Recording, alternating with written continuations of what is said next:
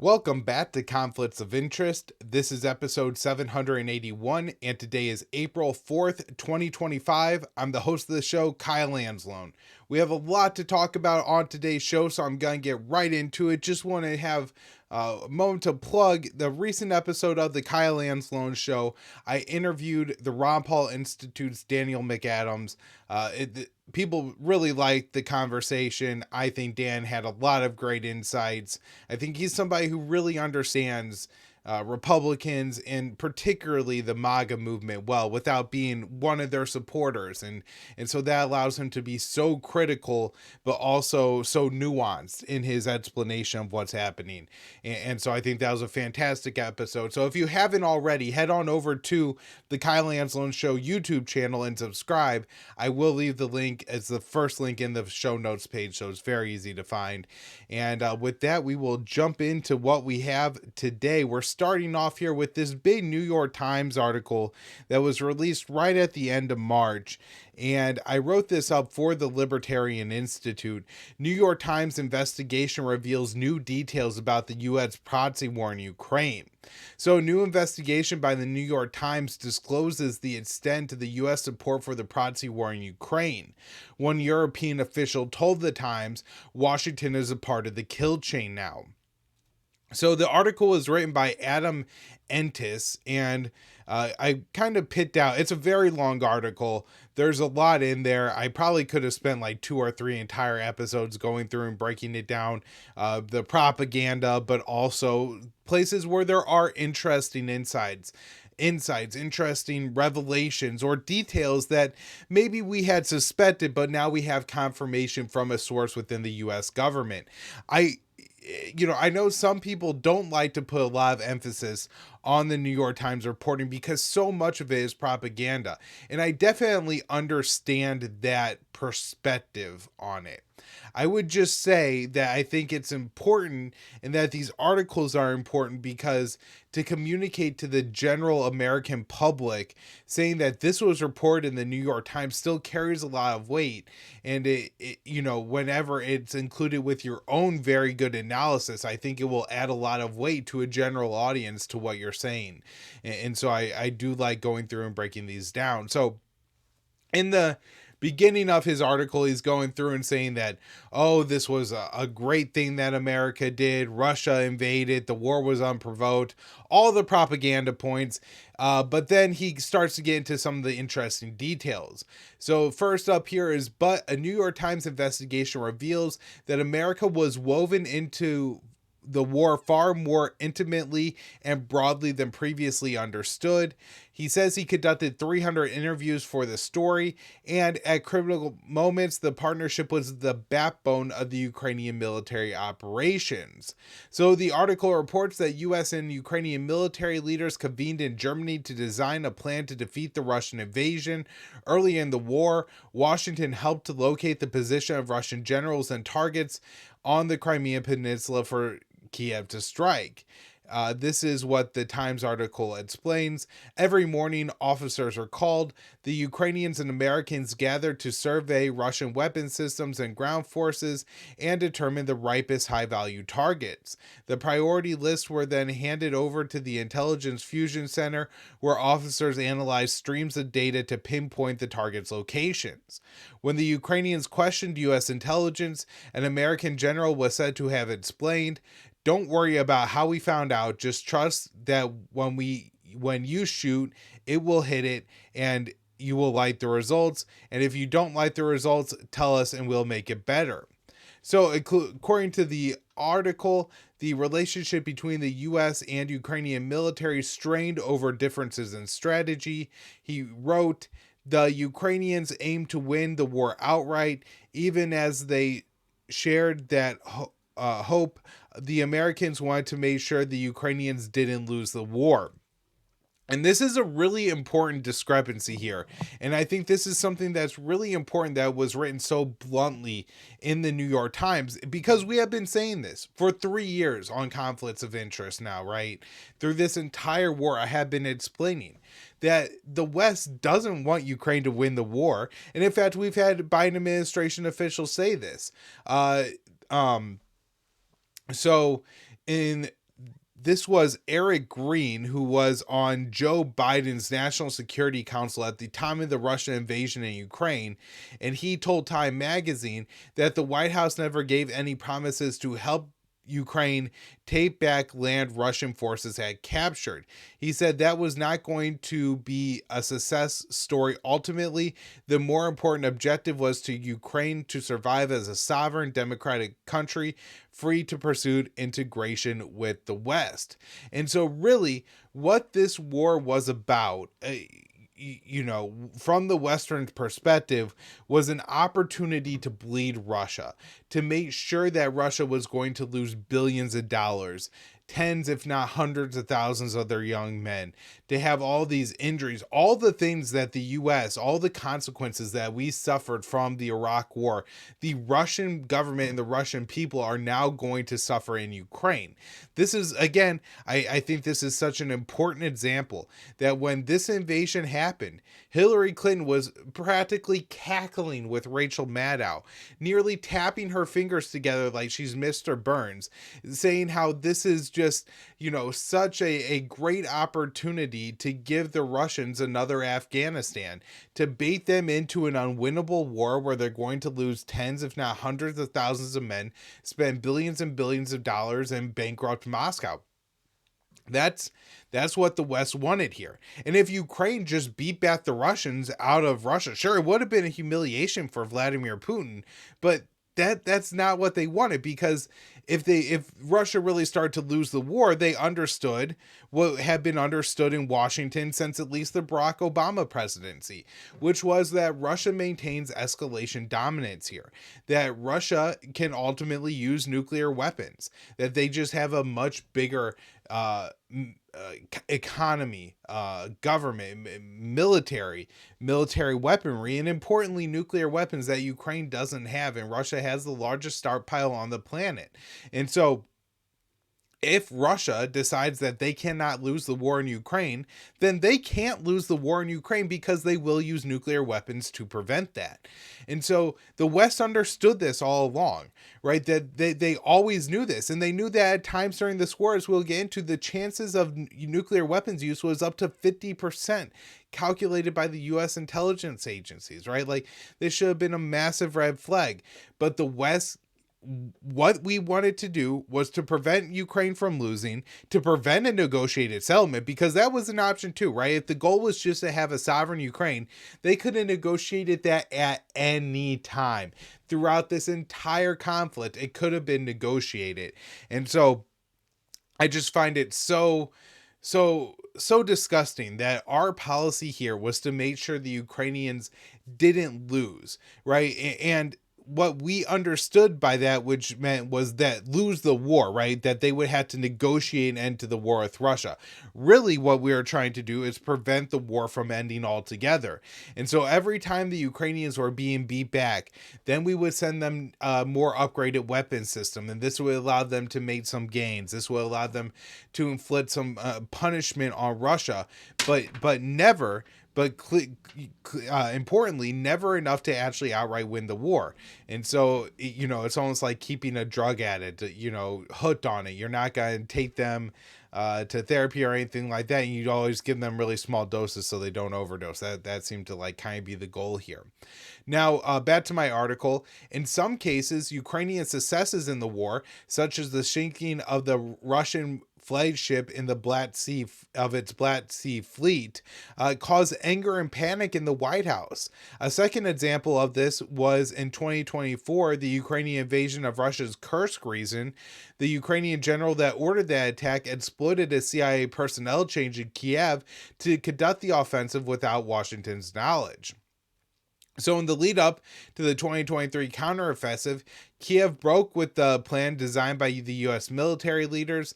The decision led to one U.S. military official telling the Times, "We should have walked away. The counteroffensive failed to meet its objectives." And when it goes through in the details you find out in that counteroffensive, a lot of it is just Zelensky doesn't seem to have he's either not decisive enough or doesn't command the amount of authority needed in Ukraine to actually be the sole decision maker in Kiev when it comes to military operations.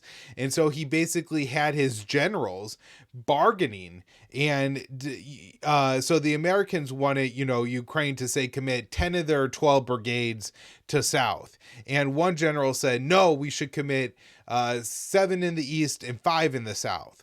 And another general said, okay, well, let's negotiate and we'll do 7 in the south and 5 in the east. Well, from the American perspective, you needed most of Ukraine's troops in one place or the other, but hopefully in the south, to beat back and take back Russian territory. Splitting your forces like that was actually ineffective, and it made the offensive much, much weaker. Now, within this whole telling that Intis has here for the Times, he doesn't get into a lot of what we covered in the show over the past 3 years about how the US wasn't giving Ukraine weapons they needed to win the war, that they were signaling ahead of time that they were sending a lot of these weapon systems because it was more about propaganda in the US, propaganda in the West.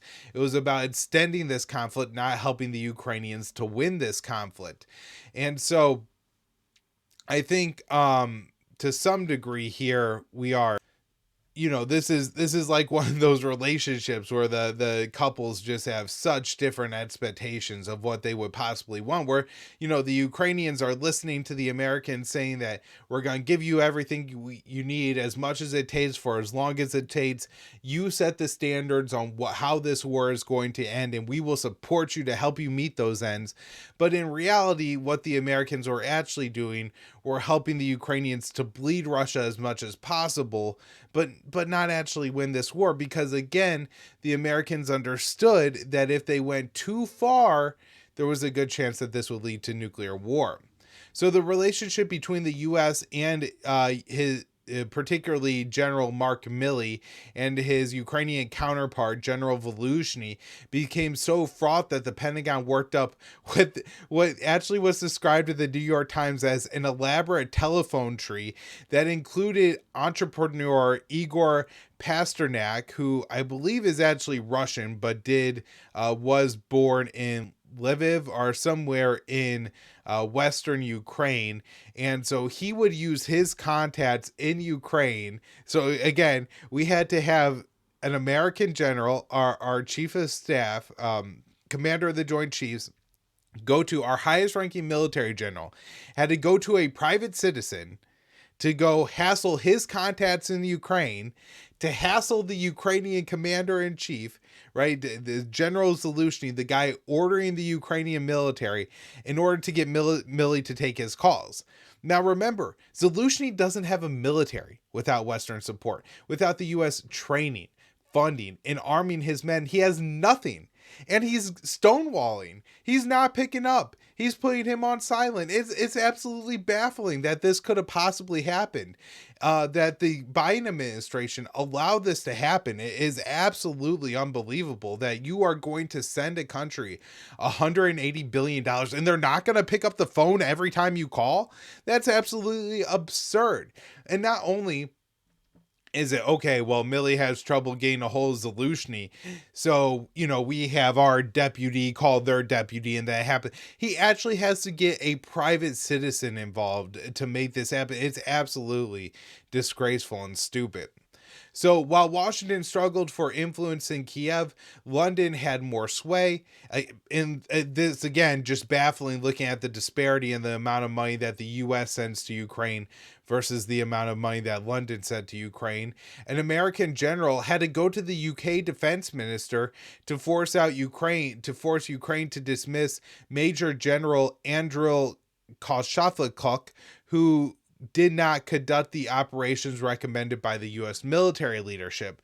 So I think, this it really importantly shows how much of a proxy conflict that this was, that while the Ukrainians at the upper levels you have these just embarrassing stories, Zelensky versus Milley, but at the end of the day, we were firing major generals. These are not lower level people that we are having fired here. We are having upper level people in the military fired at our command. And so, but we had to go through the Brits to do it. That's, the little caveat there. So the New York Times investigation found that Washington escalated support for Kiev, including allowing the CIA to coordinate strikes on Russian positions near the front lines. The CIA was additionally authorized to help the Ukrainian maritime forces drone developed for Taiwan against the Russian Black Sea Fleet. However, the White House was concerned about pushing the Kremlin to turn to its nuclear arsenal. At one point in the war, U.S. intelligence agencies believed there was a 50% chance Russia will use the tactical nuclear weapon. And, this is something that's been reported before, but every time you hear it, it just makes me so mad. It's so disgusting that they would risk the survival of the human race to fight a proxy war in Ukraine, to bleed Russia in order to basically just weaken China is I think the real ultimately motivating factor behind all of this. So as Ukraine became more desperate, the war plans became bolder. In 2024, the U.S. provided Ukraine with arms for military operations intended to drive Russia from the Crimean Peninsula, while the CIA also helped to plan an operation to destroy the Kerch Bridge connecting Crimea to the Russian mainland. Again, these are just in the New York Times, we are getting wild admissions of how far that we went in support for Kiev during this war. Ukraine was saying that they are going to take back the Crimean Peninsula, and many of us laughed. We understood that Russia would use nuclear weapons before they allowed that to happen, but that the U.S., even if maybe we knew they weren't going to be successful, that we are helping Ukraine to try to devise a plan to take back the Crimean Peninsula, to destroy the Kerch Bridge, is absolutely way too far. This proxy war is absolutely out of hand. It needs to end. So Intens compared the war in Ukraine to those fought in Vietnam and the Soviet invasion of Afghanistan, arguing that it could give the West an advantage in a future conflict with Russia. He wrote, "That was not going to be a success story ultimately. The more important objective was for Ukraine to survive as a sovereign state." And so, again, just really crazy emissions here. Now, I do have a lot of other news that I intend to get to on today's show. We'll see how much of it we'll get through soon. Report U.S. officials don't expect Ukraine peace deal to be reached soon. So Reuters reported on Tuesday that the Trump administration officials are discussing the likelihood that a peace deal to end the war in Ukraine will not be reached within the next few months, and are drafting plans to increase pressure on Russia and Ukraine.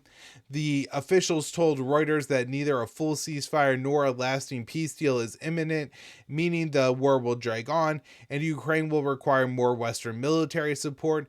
The U.S. continues to fuel the weapons by providing weapons and intelligence to Ukraine. The report said the U.S. was initially frustrated with Ukraine, but is now unhappy with Russia's unwillingness to accept U.S. terms. And this is something I was very concerned about, is basically Trump would come in, he would propose a deal that was drafted and designed by the likes of Marco Rubio and Mike Waltz. That deal is unacceptable to Russia. And then Trump goes, oh, well, now we got to crack down on Russia and force them into this deal. And again, the problem is, and this is, I think, one of the things that made, say, Barack Obama a little bit better when it came to Russian relations than Donald Trump, is Obama understood this escalation dominance that Russia maintains, where Trump thinks that he's the top dog no matter where he is in the world, and that he could always get the deal he wants by bullying people and putting more and more pressure on until the other side cracks. However, I don't think the U.S. maintains that leverage with Russia, and certainly not when it comes to the situation in Ukraine. And so if Trump doesn't understand that, and Marco Rubio and Mike Waltz are telling him, sir, we put together this really good deal, we just need the Russians to accept it, maybe a little bit of sanctions, maybe we send some more weapons to Ukraine, maybe we help them to, design some battle plans that really hurt Russia in some particular way that's going going to make the Kremlin more willing to engage in these talks. And I really do think that's a phenomenon we could be looking at going on behind the scenes right now, and leading to potentially, when it comes to this summer, we have to have new either no more aid goes to Ukraine or Congress approves new aid to Ukraine. I think the chances that every day that this war goes on, the chances that we pass that legislation get a little bit higher. All right, so next up here, Ukraine energy truce in question after Moscow and Kiev claim violations. I wrote this one for the Institute on April 2nd. The U.S. brokered agreement to stop attacks on energy infrastructure in Ukraine and Russia appears to be in jeopardy as both parties to the war have complained to the Trump administration about ongoing violations of the deal. Last week, U.S. officials met separately with Russian and Ukrainian delegations in Saudi Arabia to discuss ways to end the conflict. Following that meeting, Washington announced limited truces that would halt Russian and Ukrainian attacks on energy infrastructure and reestablish the 2022 Black Sea Initiative to allow cargo ships to pass the war zone. Now the status of both agreements are in question. On Tuesday, Ukrainian President Zelensky said Kiev had provided Washington with a list of alleged violations of Russian strikes on prohibited targets. We passed all necessary information about Russian violations in the energy sector, he said. Zelensky previously demanded that if the Kremlin violated either agreement, the U.S. must impose new sanctions on Russia and send additional weapons to Ukraine. Moscow has also complained to the U.S. that Kiev is still targeting its energy infrastructure. Russian Foreign Minister Sergei Lavrov similarly said he handed lists of violations to Secretary of State Marco Rubio and National Security Advisor Mike Waltz. In addition to the questions surrounding the energy truce, the ceasefire in the Black Sea is also uncertain. After the deal was announced, the Kremlin said that Washington must provide Moscow with some sanctions relief to allow Russian shipping to resume. It is unclear whether the White House will be willing to remove Russian ships and firms from lengthy sanctions blacklists. American politicians, along with Ukrainian and European officials, have instead called to strengthen the economic war on Russia rather than removing any penalties. And again, I really worry that Trump isn't going to have the ability to see through what's going on here, and he's going to allow these sanctions to keep the war going. All right, this is another article I wrote, this one for the Institute on April 3rd. Ukrainian special operations using U.S. tactical vehicles undisclosed by the Pentagon. So a combat unit of NATO-trained Ukrainian soldiers was photographed using a Flyer 72 LD tactical vehicle. The Department of Defense did not report that it had transferred the platform to Ukraine, which was previously operated primarily by American Special Forces. The Flyer's presence in Ukraine became public when blogger Praise the Steph posted a photo of the vehicle with soldiers from Kiev's 6th Separate Ranger Regiment, and the unit's commander said, according to Praise the Steph, "Will and faith are our weapons. Victory is on our only horizon." So the Flyer is designed to be a lightweight tactical vehicle that can operate in rugged terrain. It can be carried to the front by a number of helicopters and can carry a 5,000-pound payload. The Pentagon has not previously disclosed the transfer of the Flyer to Kiev. Only a limited number of NATO countries currently operate the Flyer, while the New York Times Adam Intis described the Department of Defense's transfer of weapons to Ukraine as occurring with remarkable transparency. This is not the first time Ukrainian soldiers have received U.S. military equipment before the American public became aware of the shipment. The 6th Separate Ranger Regiment is one of 4 Ukrainian military units trained by NATO troops that make up Kiev's Special Operation Forces. According to the Kiev Post, they are designed to conduct drone reconnaissance, sabotage, and military artillery targeting operations behind enemy lines. U.S. and Ukrainian military leaders have presented the conflict as an opportunity to test Western weapons and tactics against the Russian military, and you wonder why, if maybe they set this platform there for that reason. All right, let's move on here, and we're going to kind of just touch on some of the stuff going on in the ground in Gaza today. Israel ramps up assault on Gaza to seize extensive territory and divide the strip. So the Israeli military on Wednesday, this by the way, Dave DeCamp, April 2nd, antiwar.com, ramped up its ground assault and strikes on Gaza as Israeli officials announced plans to take over more land in the Palestinian territory. The Israeli Defense Minister, Israel Katz, said the IDF was expanding operations in Gaza to clear terrorist infrastructure and capture extensive territory that will be added to the state of Israel security areas.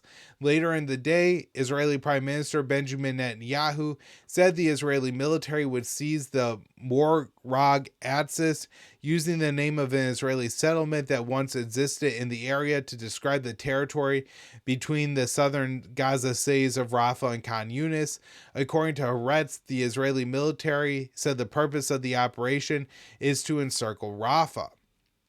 Netanyahu said the territory would serve as a second Philadelphia corridor, referring to the strip of land on the Gaza-Egypt border that Israel has occupied since May of 2024. Because we are currently dividing up the strip, we are adding pressure step by step so that our hostages will be given to us, Netanyahu said.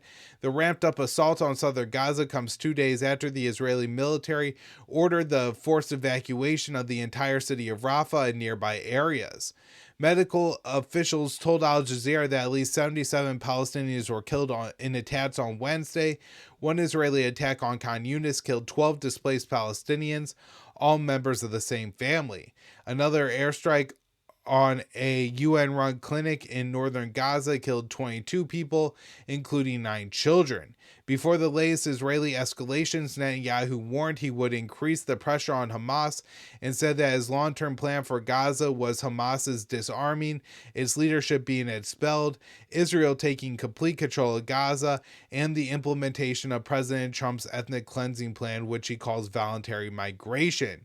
Gaza remains under the total Israeli blockade, which was first implemented on March 2nd, and forced all bakeries in the strip to close on Tuesday due to a lack of food supplies and fuel. The U.S. has been fully supportive in Israel's collective punishment of the civilian population of Gaza, which I guess made sense that Donald Trump probably understands that if you want these people to leave, you have to just inflict a genocide on them until they relent. Now, for all the talk about this being needed to get the hostages back, Hamas says they are ready to free all Israeli hostages for a permanent ceasefire, which isn't really news because Hamas has been saying this throughout the entire conflict, but that they are repeating it is noteworthy. Next up here, Israeli strikes on UN-run clinic kills 22, including 9 children. So on Wednesday, an Israeli strike launched on a clinic in the Jabalia camp in northern Gaza killed 22 people, including at least 9 children. Among the victims was a newborn baby who was displaced by the strike. Israel claims it targeted a Hamas command and control center, but offered no evidence for the claim. Hamas denied the Israeli claim and said all the victims were civilians. Gaza's government media office described the attack as a heinous war crime. The statement continued, "We condemn in the strongest terms the continuation of the Israeli occupation's genocide against civilians and displaced people, and we condemn this barbaric attack that targeted deliberately medical facilities and humanitarian areas." So the bombing of the UN clinic was one of many Israeli strikes that hit Gaza on Wednesday. Medical sources told Al Jazeera that at least 77 Palestinians were killed in those attacks. All right. Going to wrap up the show today with this one from Dave DeCamp. Report, Trump is preparing to bomb Iran with Israel. So, I've expressed my skepticism about this issue. I asked Dan McAdams, I expressed my skepticism. I said that I don't think that Israel wants to go to war with Iran at this point. And he said something to me that a couple people have been pointing out, and I think it's a fair point, that I do assume that Netanyahu is not completely insane at this point, and that he does still have the capacity for rational thought. And I think there's some evidence of that, but maybe I could be wrong, and relying on one of the most evil men on the planet today to make a rational calculation when it comes to Iran, maybe a little optimistic on my part, and we could be quite close to war with Iran. And so this is something to definitely keep our eyes on. I'm not saying to be dismissive of it, even if I don't think it's going to happen.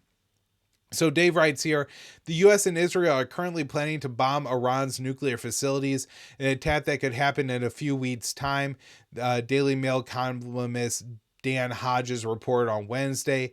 Hodges wrote the report while in Tel Aviv and cited Israeli political, diplomatic, and military sources. He said the purpose of the strike would be to eradicate the threat posed by Iran's nuclear programs, although there is no evidence that Tehran has a nuclear weapons program, and a fact that was recently confirmed by U.S. intelligence agencies. A senior Israeli diplomatic source told Hodges that the Trump's presidency offers the best time to hit Iran.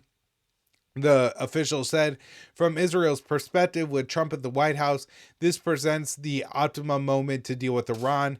There won't be a better chance. And there may be some truth to that, but Trump also presents an optimum moment to do quite a few other things that Israel wants to do, like create greater Israel, take the Gaza Strip, take the West Bank.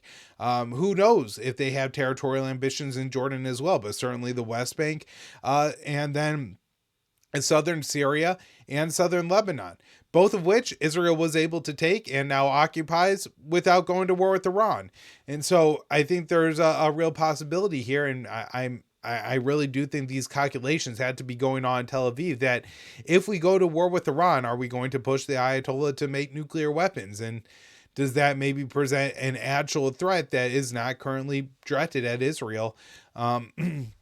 When we could continue our project to genocide the Palestinians, to take southern Lebanon, to take southern Syria, to create greater Israel, a Jewish greater Israel, without going to war with Iran. Are you willing to jeopardize that to go to war with Iran? I think they have to. I hope they're making those calculations, because I think that's the only thing that will keep us from going to war with Iran. All right, everybody, that will wrap up the show for today. Thank you all so much for tuning in and listening to me rant and ramble here. We will be back with more episodes of this show and the Kyle Anzalone Show next week.